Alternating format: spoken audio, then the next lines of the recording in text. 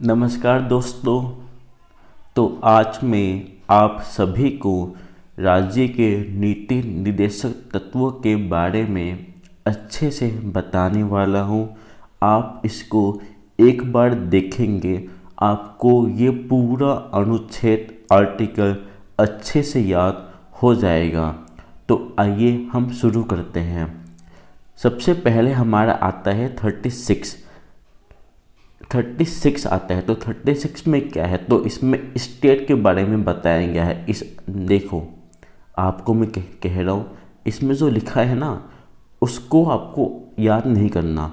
मैं जो कहता हूँ आपको वो पॉइंट अपने माइंड में सेट करना है, ठीक है। जैसे जैसे इसमें बताया गया है राज्य की परिभाषा, तो आप ये याद कर सकते हैं। आपको ये पूरा याद नहीं करना, आपको ओनली इतना याद करना है 36 में राज्य की परिभाषा बताया गया है, यानी कि स्टेट की परिभाषा बताया गया है। सिंपल, आपको ये याद हो गया? फिर से कहो एक बार, याद हो गया? 36 में क्या है? राज्य की परिभाषा। अब है हमारा 37 में क्या है, तो इस भाग में अंतर्विष्ट तत्वों का लागू होना अनिवार्य है। अंतर्विष्ट तत्वों का लागू होना अनिवार्य है। ये किस में बताया गया है, तो ये हमारा 37 में बताया गया है। आप कहेंगे कि ये सर ये है क्या? तो देखो, जैसे मान लीजिए हमारा शिक्षा का अधिकार है, तो शिक्षा का अधिकार पहले हमारे इसी में आता था। ग्राम पंचायत हुआ, वो भी पहले हमारा इसी में आता था। इसके अलावा निर्धन व्यक्ति को कानूनी सहायता देना, वो भी हमारे पहले इसी में आता था। तो जो जो इम्पोर्टेंट चीज़ें हैं उनको लागू करना, ये सब स्टेट के पास पावर होता है। तो 37 में यही बताएंगे। क्या बताएंगे है 37 में? 37 में क्या बताएंगे है? अंतर्विष्ट तत्वों का लागू होना। ओके। 36 में क्या बताया गया है? राज्य की परिभाषा का वर्णन किया गया है। और 37 में क्या है? अंतर्विष्ट तत्वों का लागू होना। ओके।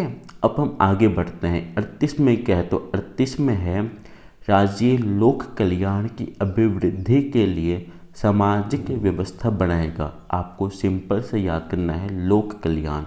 लोक कल्याण किस में है, तो ये 38 में बताया गया है।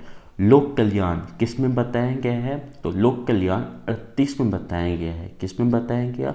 38 लोक कल्याण। अब है हमारा 39 में क्या है, तो 39 में है राज्य द्वारा अनुसरणीय कुछ नीति तत्व। राज्य कुछ नीति तत्वों को और शामिल कर सकता है। ये किस में बताया गया, तो 39 में बताया गया है। आप ये चार फिर से एक बार रिपीट कीजिए। 36 में क्या है, तो 36 में है राज्य की परिभाषा। 37 में क्या है? अंतर्विष्ट तत्वों का लागू होना। 38 में क्या है? लोक कल्याण।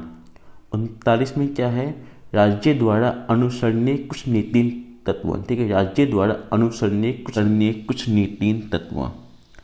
अब है हमारा 39 का, यानी कि 39 ए में बताया गया है समान न्याय और निःशुल्क विधिक सहायता।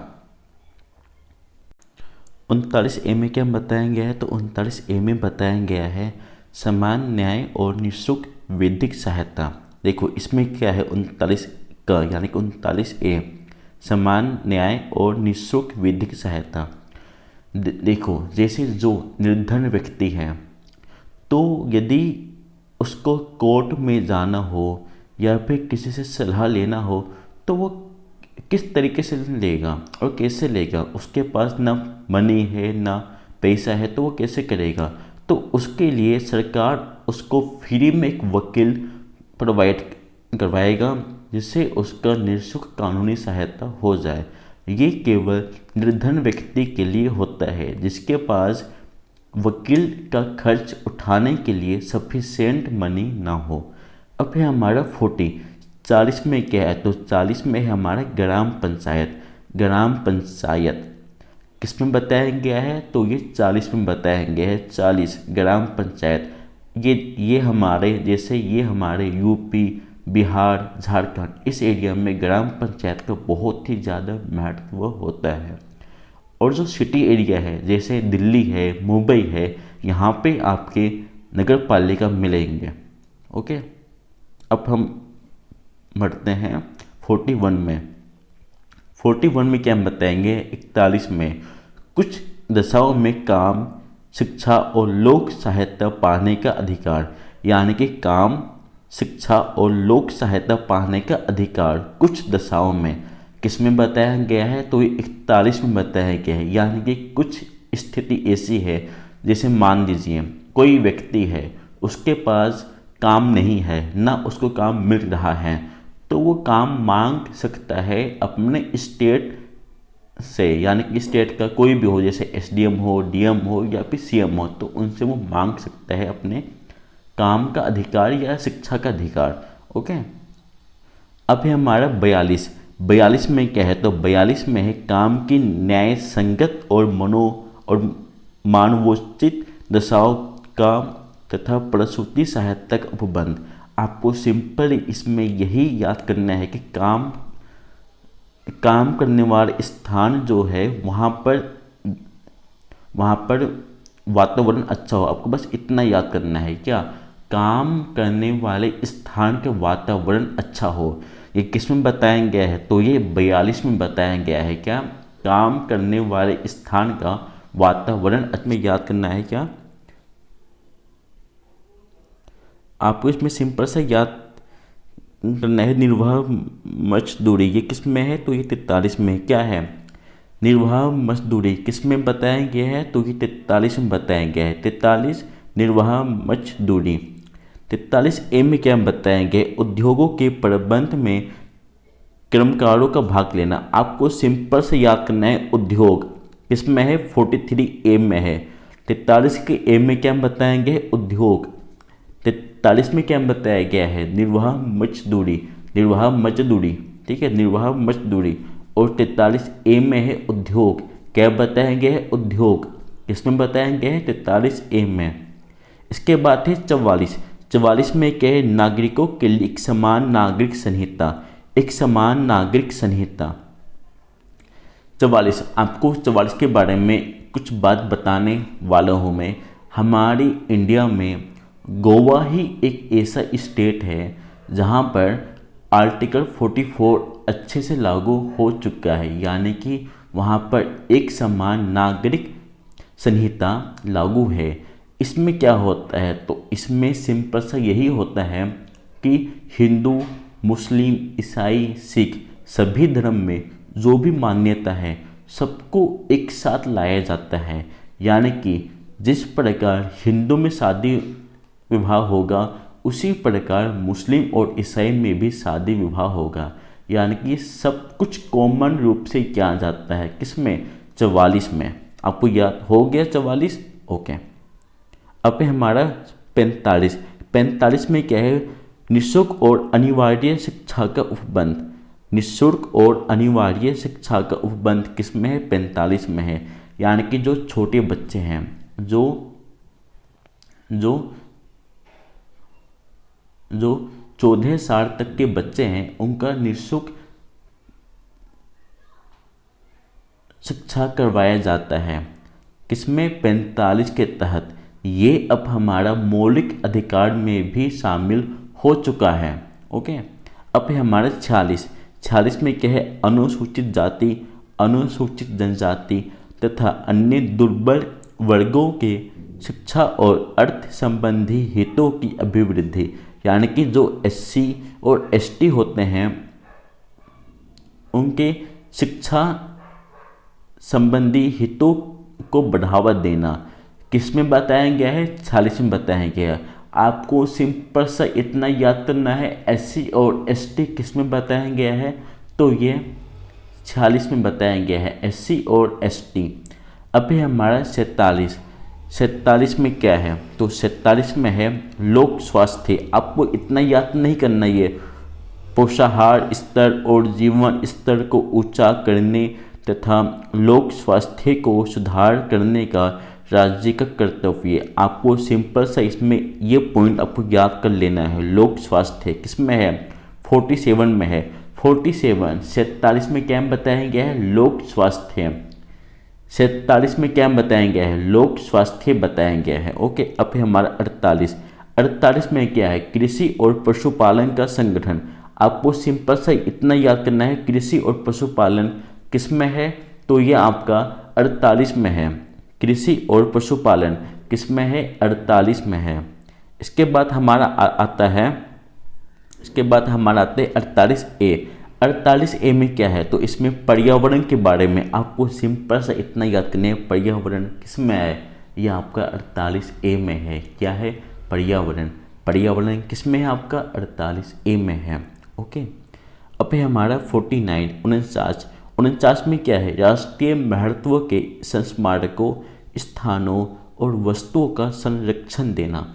49 यानी कि जैसे हमारा कुतुब मीनार है, ताजमहल है, इन सबका संरक्षण करना, इनका देखभाल करना, ये भी हमारे स्टेट की ड्यूटी है। किसमें बताया गया है, तो ये 49 में बताया गया है। अब एक बार हम ये 5-6 हम रिपीट करते हैं, 42 से स्टार्ट करते हैं। ओके, तो 42 में क्या है, तो 42 में है काम के लिए अच्छा वातावरण होना। किस में है, 42 में है। 43 में क्या है, कर्मकारों के लिए निर्वाह मजदूरी। आपको सिंपल याद करना है, निर्वाह मजदूरी किस में है, 43 में है। 43A में क्या है, 43A में क्या है, उद्योगों के प्रबंध में कर्मकारों का भाग लेना। आपको सिंपल से हिस्सा याद करना है, उद्योग किस में है, 43A में है। 44 में क्या है, एक समान नागरिक संहिता। 45 में क्या है, छोटे बच्चों के लिए निःशुल्क शिक्षा। 46 में है SC और ST। 47 में है लोक स्वास्थ्य। 48 में है कृषि और पशुपालन। 48A में है पर्यावरण। 49 में है राष्ट्रीय महत्व। अब है हमारा 50, तो 50 में कार्यपालिका से न्यायपालिका का पृथक्करण, यानी कि कार्यपालिका और न्यायपालिका दोनों एक साथ नहीं रह सकते, वरना हमारा देश लोकतंत्र नहीं रह पाएगा। इसलिए न्यायपालिका हमेशा स्वतंत्र ही रहता है। 51 में क्या है, तो 51 में अंतर्राष्ट्रीय शांति और सुरक्षा के अभिवृद्धि, यानी कि हमें विदेश में, यानी कि हमें अंतर्राष्ट्रीय स्तर पर शांति को बढ़ावा देना है। ये किस में बताया गया है, तो 51 में बताया गया है। अब फिर से एक बार हम रिपीट करेंगे पूरा दोबारा, और आप मेरे साथ साथ याद करेंगे और आपको याद हो जाएगा। 36 में है राज्य की परिभाषा। क्या है, राज्य की परिभाषा किस में है, 36 में। सिंपल सा स्टेट किस में है, 36 में है। 37 में अंतर्विष्ट तत्वों का लागू होना। अंतर्विष्ट तत्व किस में है, 37 में है। 37 में क्या है, अंतर्विष्ट तत्व। 37 अंतर्विष्ट तत्व। 38 में क्या है, लोक कल्याण। लोक कल्याण किस में है, 38 में है। 38 में क्या है, लोक कल्याण। 39 में है अनुसरणीय कुछ नीति तत्व। राज्य द्वारा अनुसरणीय कुछ नीति तत्व किस में है, 39 में है। 39A में है निःशुल्क विधिक सहायता, यानी कि समान न्याय और निःशुल्क विधिक सहायता किस में है, 39A में है। 40 में है ग्राम पंचायत। किस में है भाई, ग्राम पंचायत 40 में है। 41 में है काम, शिक्षा और लोक सहायता पाने का अधिकार। किस में है ये आपका, 41 में है। 42 में है काम की न्याय संगत और मानवोचित दशाओं का तथा प्रसूति सहायता का उपबंध। ये सब इतना याद मत करो। काम के लिए अच्छा वातावरण किस में है, 42 में है। 43 में है निर्वाह मजदूरी। किस में है, 43 में है। 43A में क्या है, उद्योग।